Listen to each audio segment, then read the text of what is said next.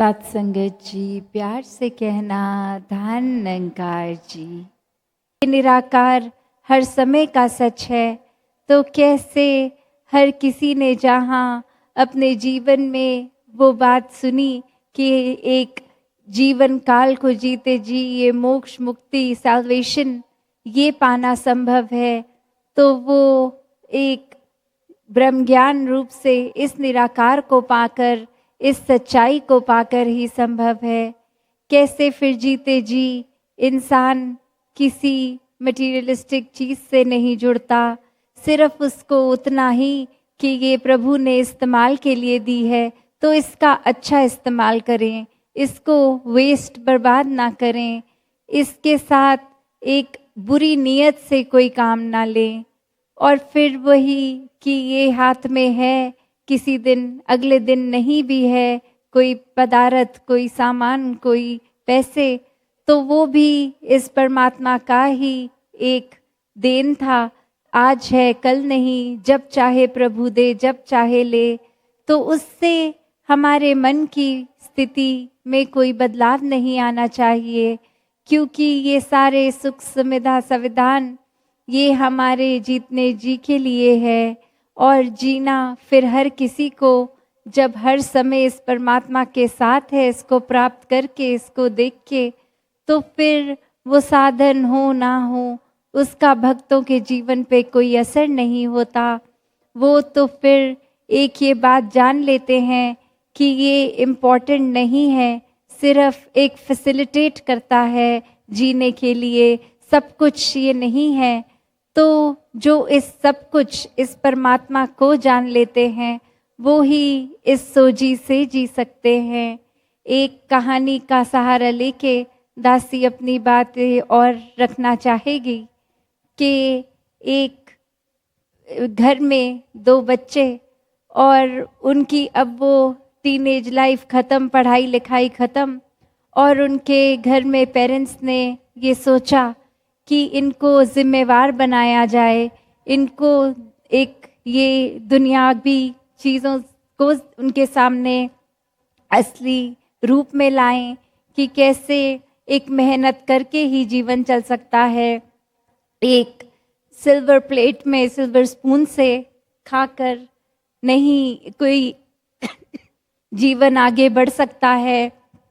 तो उसके लिए वो एक बात उन्होंने बच्चों को समझाई कि आगे बढ़ो जीवन में, घर से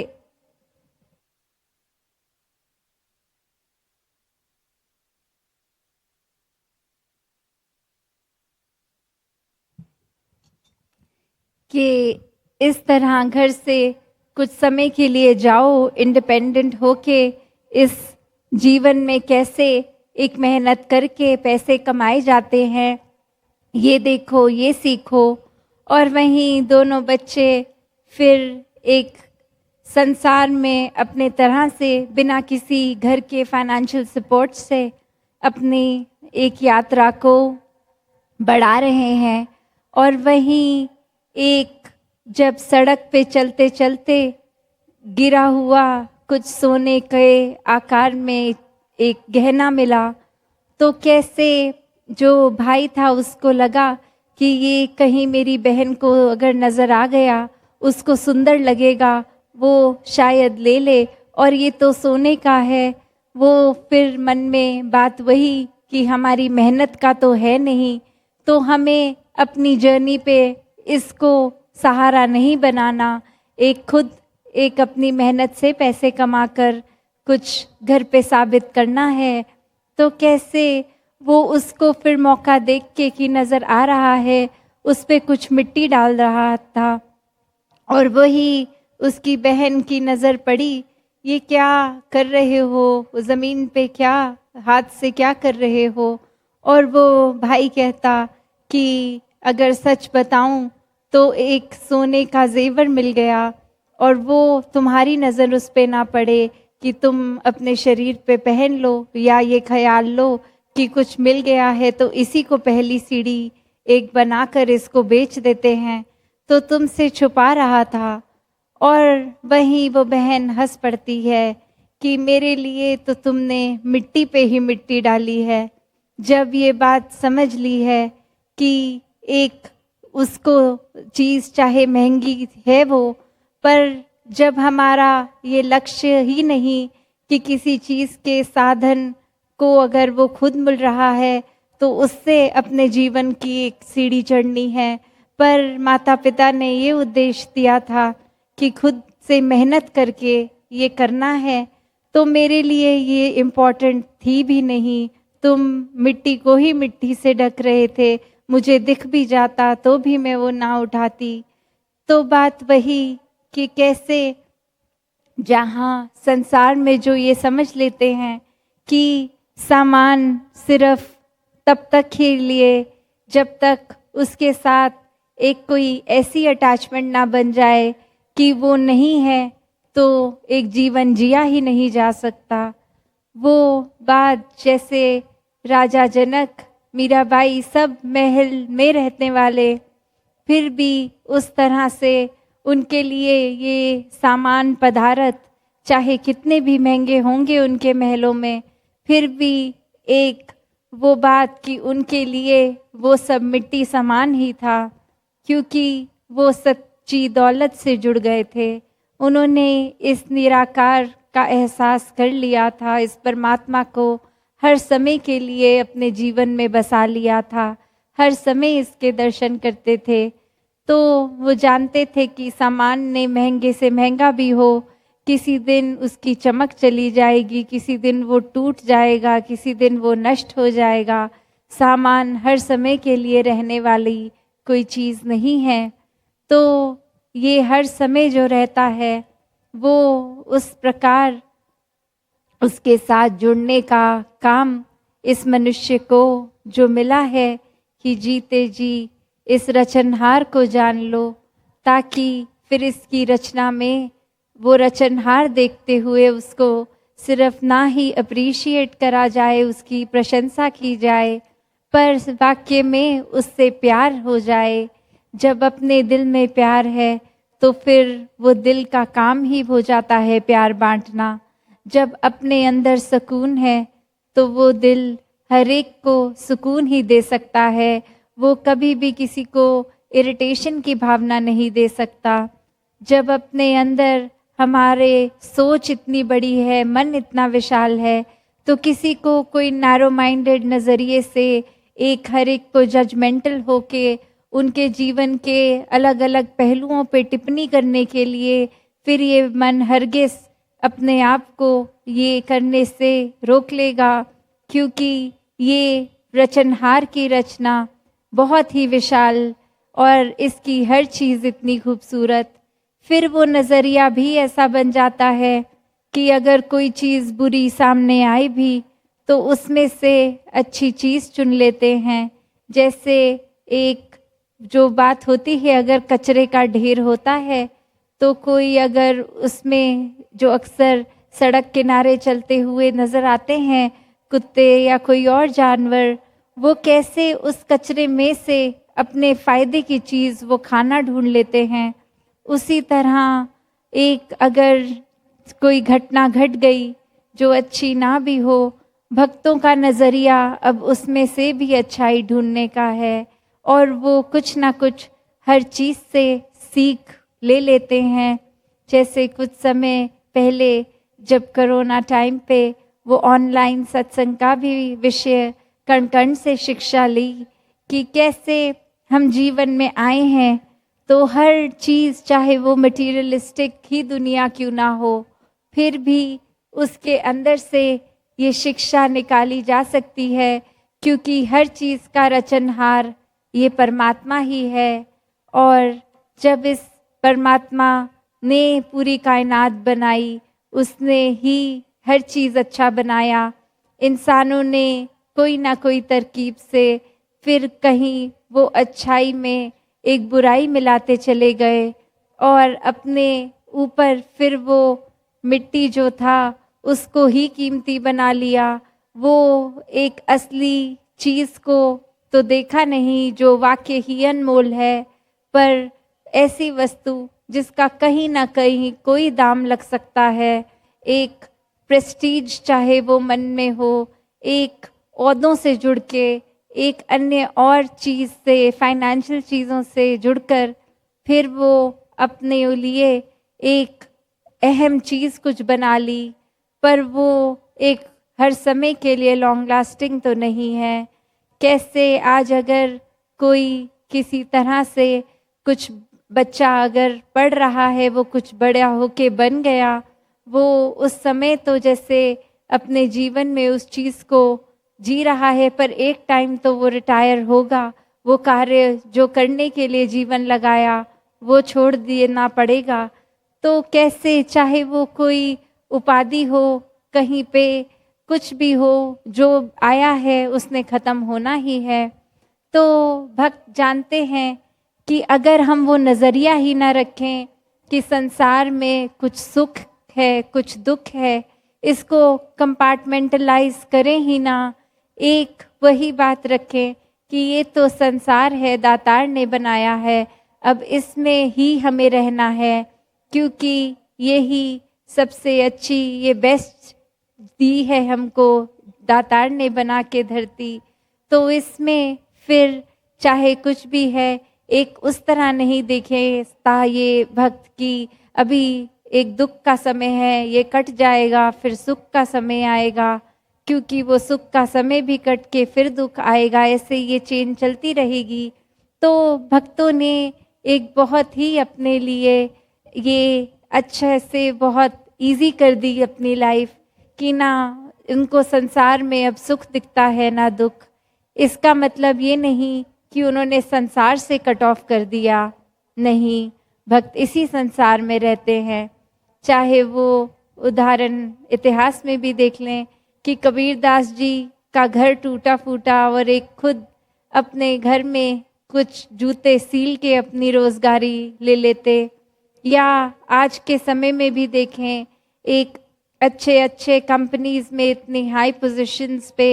एक इतनी कंपनीज होल्ड करते हैं, वो भी भक्त होते हैं। वो भी ये जानते हैं कि काम तो एक जीवन काटने का साधन है,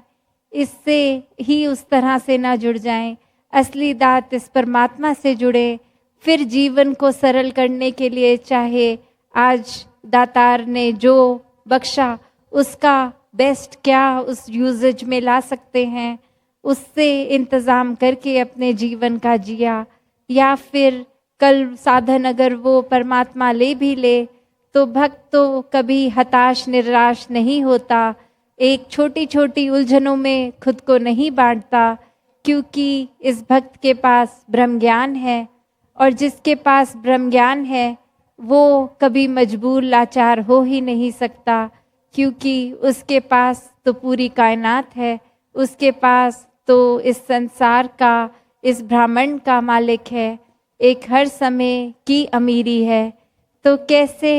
फिर वो एक दौलत से नापी तुली गई अमीरी गरीबी एक संसार में भक्त नहीं देखता, ना ही कोई उस तरह की इच्छा रखता है, बस बहुत सहज में जीता जाता है कि अपने जीवन में परमात्मा को रख के दिल में बसा के बस काम जिस तरह से रोज़मर्रा के करते जाएं, पूरी ईमानदारी से, पूरी डेडिकेशन से, पूरे हार्डवर्क से,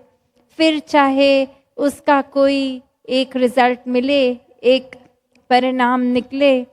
तो वो किस डायरेक्शन में भी निकले वो एक भक्त को मंजूर होता है। उसमें अगर अच्छा नहीं तो भक्त गम में नहीं डूब जाता, और अच्छा हो तो इतना भी उसको श्रेष्ठ नहीं बना लेता। एक बात की सहज अवस्था वाली एक भक्त ने किस तरह बस बहते ही जाना है इस निराकार की रज़ा में। भक्त तो हर समय एक दुनिया में हर एक इंसान के बीच में ही विचरते हैं,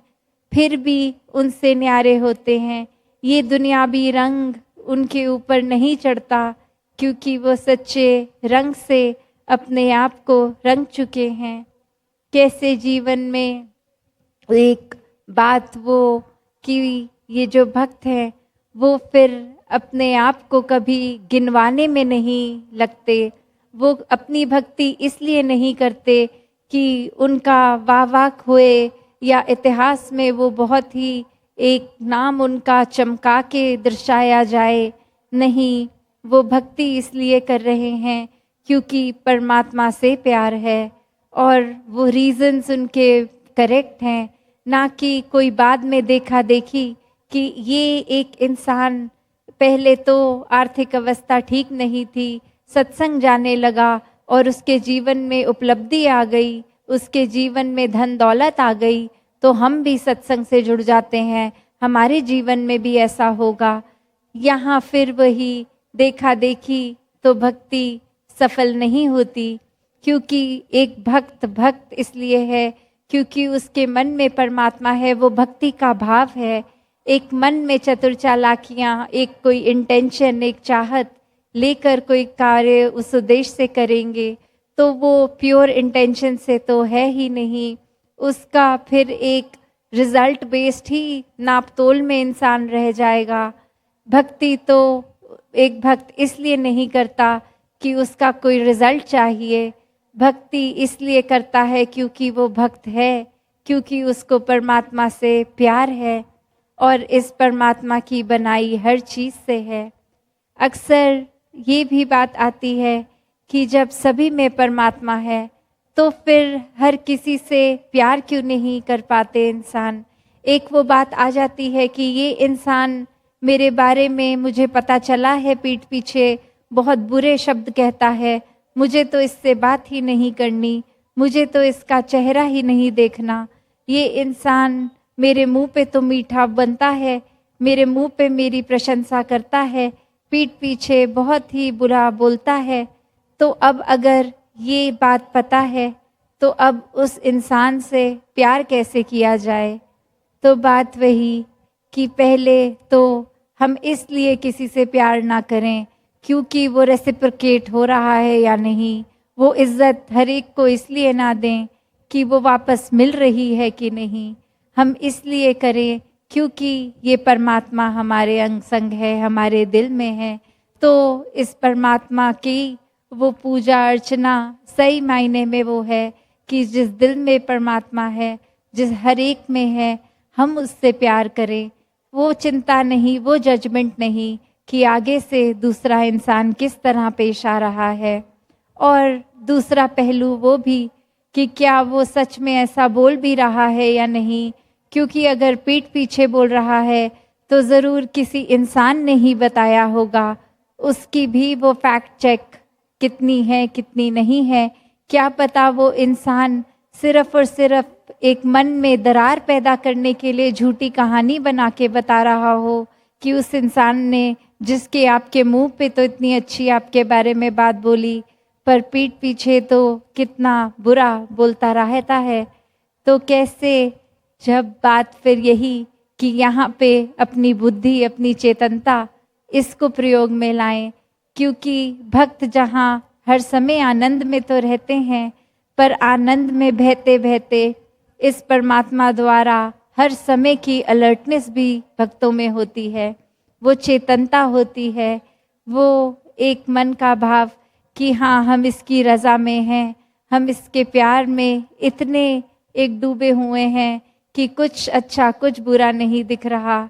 पर फिर एक वो बात कि बहते बहते जिस तरह एक इंसान, अगर हम स्विमिंग जानते हैं तो एक फ्लोट करते करते अगर थोड़ी देर में लगता है कि बॉडी नीचे जा रही है, तो फिर वो स्विमिंग के किस तरह से एक हमें पता है कि स्ट्रोक्स कैसे करना है अपने आप को पानी से ऊपर रखने के लिए। तो बात वही कि इस आनंद में बहते बहते पर कहीं जो पता लग जाए कि कोई इंसान हमारे दिमाग में कुछ झूठी बात भरने की कोशिश इस प्रभु परमात्मा से ही दूर करने के ऐसे भाव ला रहा है, कोई सुपरस्टिशंस में हमें उलझा रहा है, कोई हमसे बिल्कुल एक विरुद्ध ही बात कर रहा है, जिससे ये दातार, ये सच्चाई जो है उससे, इस मिशन की आइडियोलॉजी से ही दूर कर रहा है, तो वहाँ वो काम आता है कि हम इस भक्ति भरे